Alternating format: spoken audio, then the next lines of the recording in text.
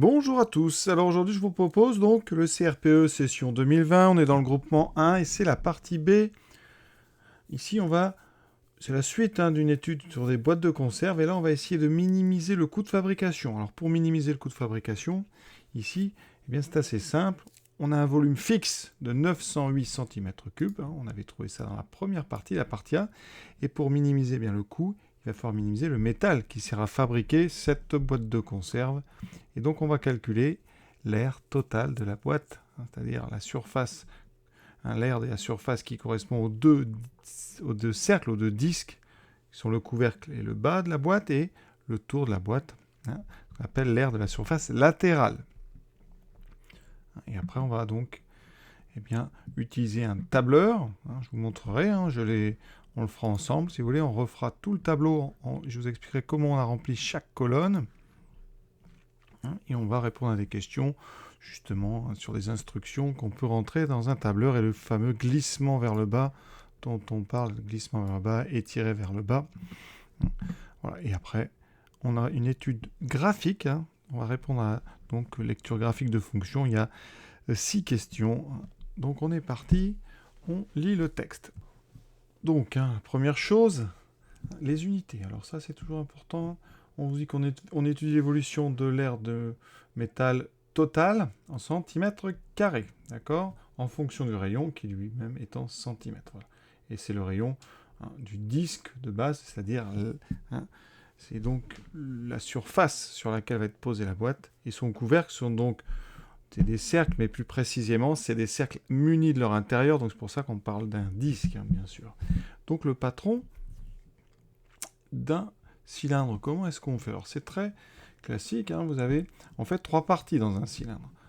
Un cylindre, c'est donc, vous avez le disque qui sert à le poser à boîte, ici le disque du haut, c'est le couvercle, et après vous avez toute une bande ici, ce qui sera de métal, qui fait le tour comme ça, d'accord, tour autour d'un axe, voilà, qui passe par le centre de 2 disques.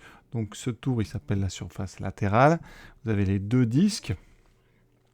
Donc pour faire un patron, on doit trouver en fait évidemment 3 surfaces différentes. La surface, donc les 2 disques qui sont identiques, sur le même rayon, et la surface latérale.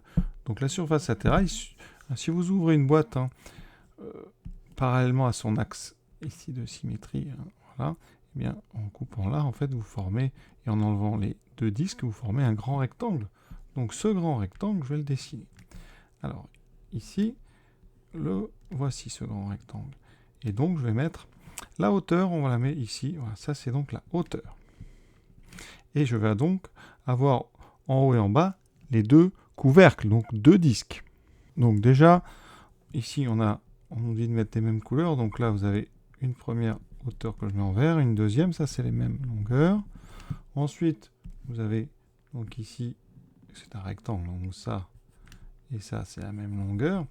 Et après en haut, vous voyez, on a le disque ici, mais le disque, sa circonférence, donc c'est-à-dire le tour, il est exactement sur donc, ce segment bleu que je viens de tracer. Donc le disque du haut et le disque du bas, leur circonférence, c'est exactement la longueur de mon segment bleu là. Donc là, je vais faire un cercle, voilà, qui est à peu près comme ça, d'accord.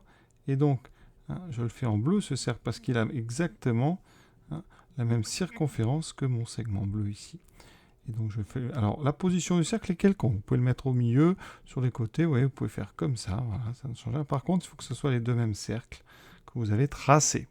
Mais la position sur les segments bleus n'a pas d'importance. Vous pouvez les mettre alignés, l'un face à l'autre, ou décalés, ou complètement au hasard.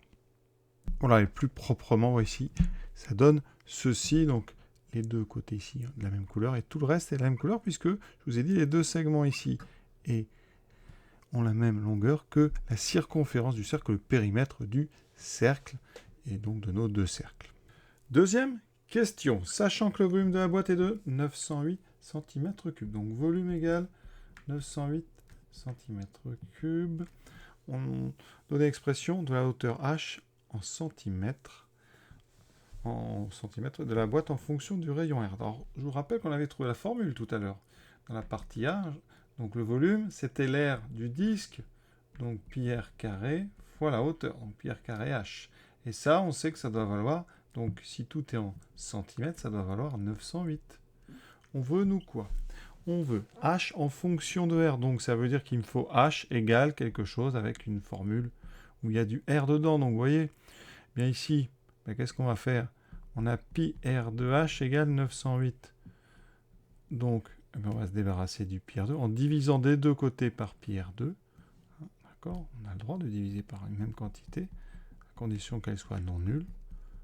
Et voilà, et donc ça veut dire qu'à gauche il reste donc h égale 908 divisé par pi r carré. Donc ça, c'est donc ce qu'on appelle l'expression de h en fonction de r, puisque vous voyez que dans l'expression ici à droite, il n'y a qu'une inconnue, c'est r, donc c'est h en fonction de r. Il manque le 2. Voilà. Mon tableur, parlons-en. Donc, j'ai écrit rayon, j'ai mis les nombres de 1 à 20, d'accord? Et bien, comment j'ai trouvé la deuxième colonne? Regardez bien, j'ai mis H, je clique dans la cellule B2. Et bien, B2, regardez, j'ai écrit quoi? 908, d'accord? Regardez bien la formule qu'on vient de trouver, divisé par, entre parenthèses, pi, donc pi. Et vous voyez, j'ai mis multiplier, c'est l'étoile, A2 au carré. Eh bien, A2, qu'est-ce qu'on a stocké dans A2? Eh bien, c'est la valeur du rayon, vous voyez?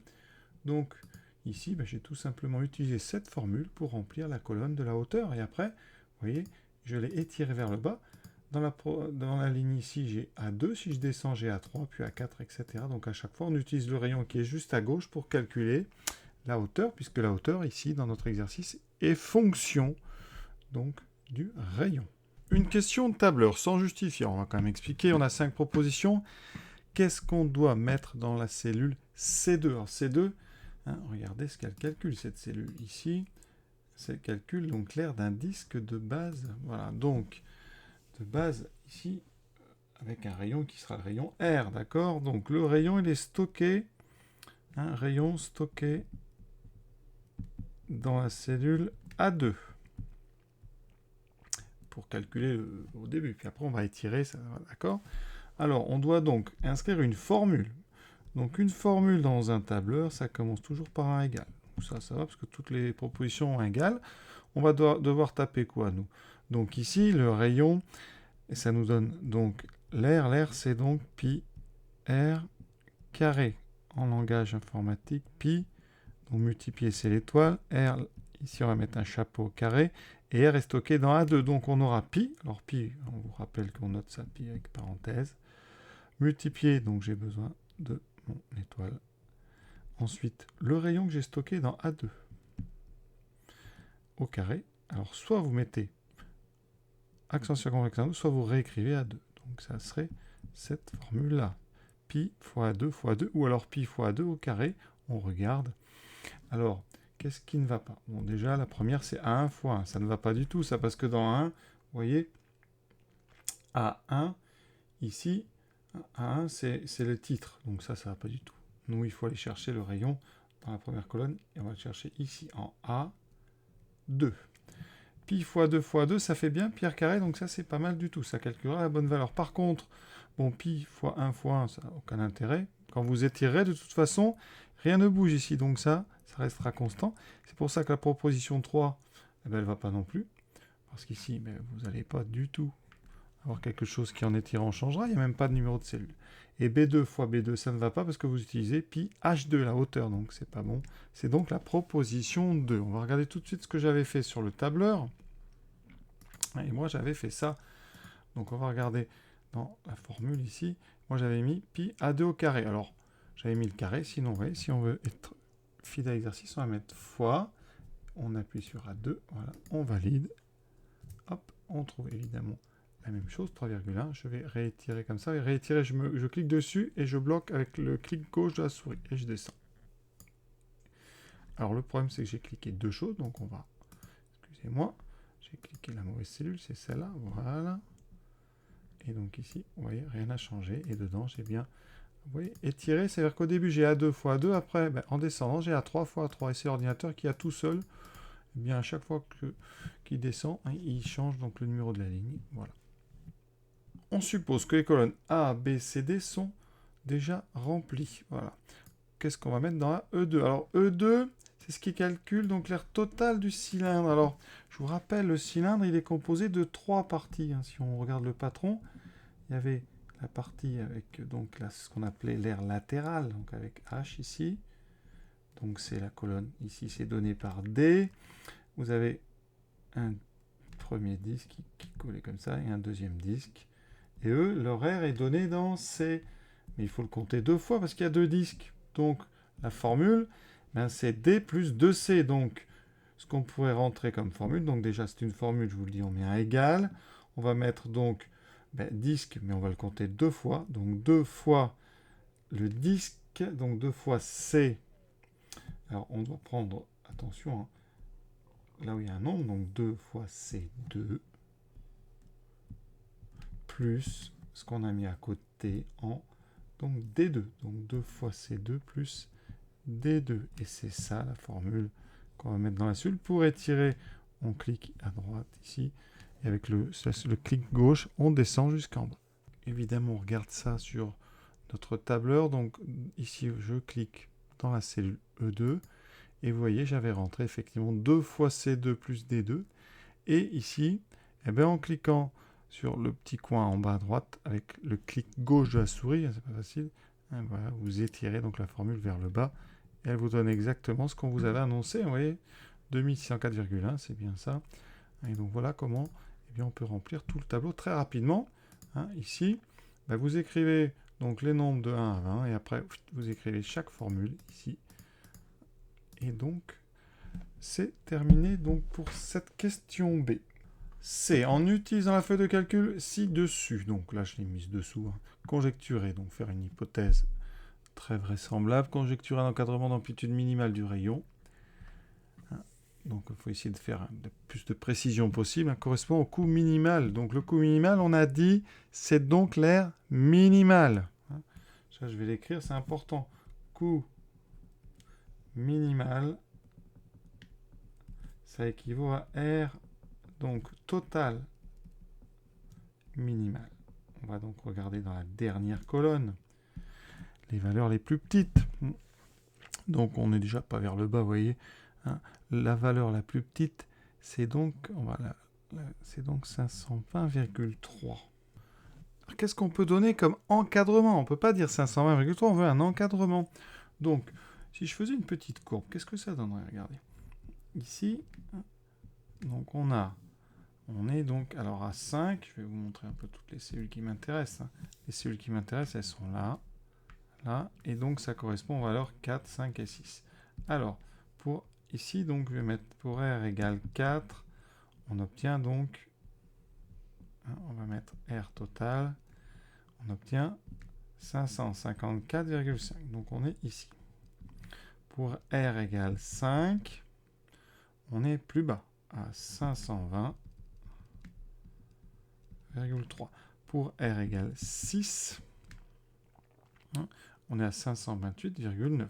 Donc on est entre les deux. 528,9. Donc qu'est-ce qu'on peut proposer? Où à votre avis va se trouver le point le plus bas? Parce que ça va donner une courbe. Où est le point le plus bas? Et donc il peut se trouver, eh bien, n'importe où. Hein. Alors, on prend comme conjecture hein, que ici la courbe va arriver comme ceci, hein, puisqu'après c'est plus haut. Voilà. Mais entre les deux croix, qu'est-ce qui peut se passer? Alors je vais vous faire 2, 3 cas de figure. Ici, hein, il y a en fait 3 grands cas. Premier cas, donc votre croix ici en R égale 5 est déjà minimum. Donc vous avez une courbe qui va faire ceci. Et donc le minimum serait en R égale 5. Voilà, mais on n'en sait rien. On peut avoir une courbe qui fait comme ça. Ici, alors, la forme exacte, je n'en sais rien. Mais ici, qui serait plus basse à gauche de la croix, puis après, vous voyez, qui revient comme ça. Et donc le minimum serait entre 4 et 5. Ou alors, une courbe qui ferait comme ceci, qui passerait par la croix, qui descendrait plus bas entre 5 et 6, pour remonter ensuite. Donc, en fait, on ne sait pas du tout où se trouve le minimum. Il y a 3 positions possibles. Ce dont on est sûr, vous avez bien compris, c'est qu'on va être entre 4, donc obligatoirement entre 4 et 6. Donc, vraiment, l'encadrement minimal qu'on peut donner, c'est R est entre 4 et 6. Ce n'est pas en 4, ce n'est pas en 6, parce que déjà en 5, c'est plus bas. Mais voilà tout ce qu'on peut dire. Alors, intuitivement, on voit bien qu'on sera plus entre 5 et 6, parce que là, c'est 528 et là, c'est 554. Mais rien n'est moins sûr, on n'a pas la forme de la courbe. Quatrième question, on passe à la lecture graphique. Donc là, on vous a représenté l'air en fonction du rayon. D'accord? Donc ici en centimètres, donc vous avez rayon.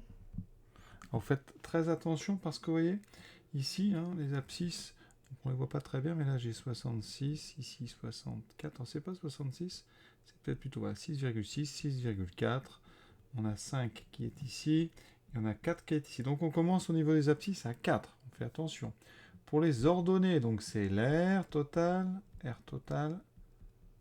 en centimètres, donc carré.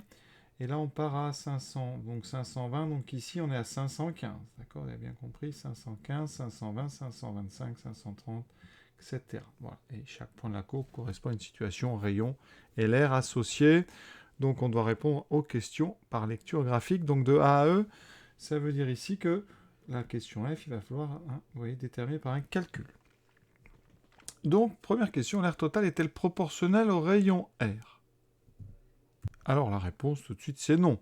Si l'air était proportionnel, si l'air était proportionnel au rayon, la courbe serait une droite. La courbe serait une droite, plutôt une demi-droite, parce qu'on n'a pas de rayon positif, mais serait une droite. Ça ne serait pas comme ça, quelque chose avec une partie décroissante et une partie croissante. Et donc, ça veut dire que l'air n'est donc pas proportionnel. Donc réponse, c'est non.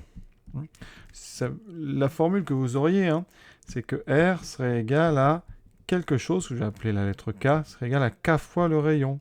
D'accord? Donc ça donnerait ce qu'on appelle une fonction linéaire. Fonction linéaire, donc une courbe qui serait une droite qui passerait par l'origine du repère. Alors là, on ne peut pas voir si ça passe par l'origine. Par contre, on voit bien que ce n'est pas du tout une droite. B. Déterminer l'air total pour un rayon de 4,24 cm. Donc, on se place sur l'axe des abscisses à 4,24. Alors, on est par ici, vous voyez, là, entre 4,2 et 4,4. Donc, il y a 1, 2, 3, 5 séparations. Donc, je vais faire un petit dessin ici agrandi. Donc, on a 4,2, 4,4. On a, comme ça, 5 séparations. Donc, ça veut dire qu'il y a 0,4 pour chacune. Donc, on a 4,24, 4,28, 4,32, 4,36. Donc, c'est la première séparation qui me donne 4,24. Donc, c'est ici le premier trait après ce trait-là. Donc, on remonte, on arrive ici. Voilà, j'envoie ensuite le point ici. Je tombe sur entre 540 et 545. Donc, je tombe, on va dire 541. Donc, ici, R total qui correspond, R total correspondante, j'ai dit donc 541 ou 542, donc je vais mettre 541,5 cm². Voilà, on fait bien attention, donc on se place au bon endroit, on repère 4,24, c'est aux premières petites lignes ici, après 4,2, et donc on arrive ici. Alors, si je regarde même c'est ici, ouais, on est vraiment entre 541 et 542. On répond 541,5, c'est parfait. Alors là, on a lu donc une image. Maintenant, on va chercher les antécédents. R total égale, on vous demande une R totale, donc 530 cm². Quels sont les rayons correspondants? Et oui, il peut y avoir plusieurs antécédents. Donc on cherche à placer 530. Donc ça c'est facile, ça tombe juste 530, c'est ici. Donc on a une première intersection avec la courbe ici et une deuxième ici. On envoie ces deux points sur l'axe des abscisses, donc on est ici sur cette ligne, donc on arrive exactement ici. La troisième graduation, donc on a dit c'est 0,4, donc 4,44, 4,48, 4,52. Ensuite ici je descends, je suis à la première graduation, donc 6,04. Donc on répond 2 rayons correspondent, 2 rayons, donc 4,52 cm et 6,04 cm. On essaie d'être précis. déterminer l'aire totale minimale. Donc ici, il faut trouver déjà le point le plus bas de la courbe. Donc je dirais qu'ici, il est plutôt là. Voilà. Ça correspond au rayon, donc à 5,24. Mais en termes d'air, on est ici. On est à la graduation, donc 519. Donc R minimal, 519 cm².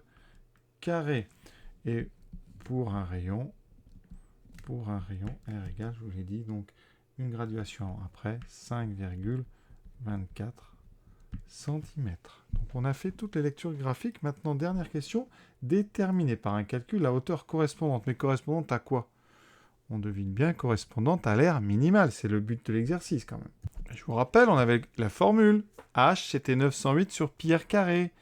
Donc réponse F.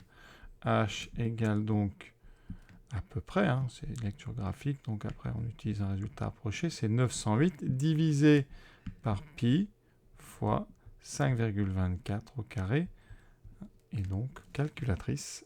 Voilà, j'ai tapé, donc 10, alors j'ai pas vu, est-ce qu'on arrondit donc au millimètre, donc là on est des centimètres, donc 10, donc on va dire 10,5 cm, donc à peu près 10,5 cm. Donc, bilan, notre boîte a un rayon à peu près de 5,24, une hauteur de 10,5, et en calculant, on trouvera un volume de 908. C'est l'aire minimale, donc la boîte qui en métal coûtera le moins cher, et la partie B est terminée. Je vous souhaite une bonne fin de journée à tous, à bientôt.